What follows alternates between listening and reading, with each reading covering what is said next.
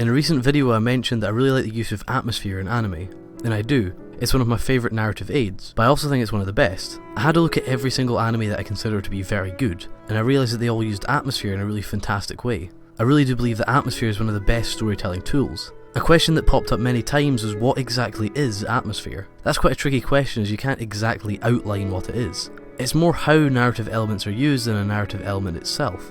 The best way to describe it is that it's a glue that sticks everything together. It's the connection between a colour palette and a soundtrack, the combination of themes and story pacing. So atmosphere is created when a number of variables come together to give a piece a specific feel.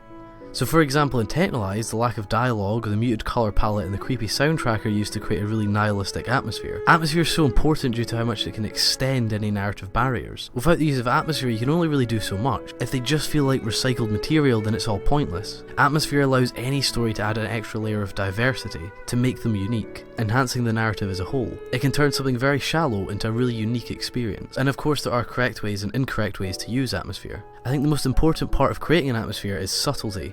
It needs to feel natural, it needs to sit evenly with all the other elements of the narrative. If it's too prevalent, then it will just end up overshadowing the rest of the piece, making things like characters start to feel irrelevant. Balance is essential to atmosphere. Without balance, it'll end up ruining the rest of the work. This has actually happened quite a lot, especially in anime. It's when a show or movie just feels over-styled, as if a certain element is trying too hard to stand out, and it leaves the rest of the show feeling dull. Take Madoka Magica for example.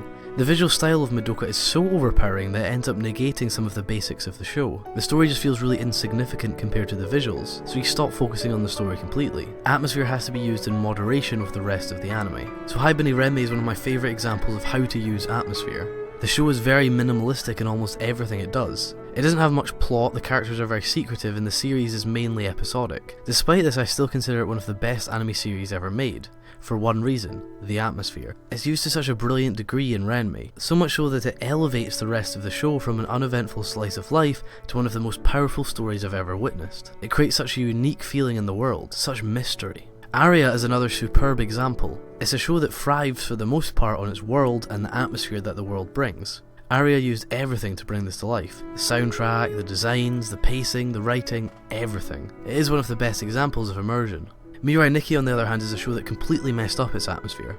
At its roots, it's meant to be a psychological thriller show. It's meant to look inside the minds of the people who are inside a survival game, to see how the fear of death changes people. But for all this to happen, you need to be able to take it seriously. You need to understand the severity of the situation before you can gauge the reactions of the people in that situation. But instead of doing this, they used a bright colour palette, schoolgirl characters and immature dialogue. This created a more comedic feeling than anything else. It's impossible to feel intimidated when you have this kind of atmosphere. This is one of the main reasons for the show's failure. Atmosphere is fantastic. It can exhilarate a story more than any other narrative technique, and it can do it while staying completely subtle. It has no desire to shove itself in the viewer's face. There's no need for info dumping or time skips. It truly is one of the best narrative devices.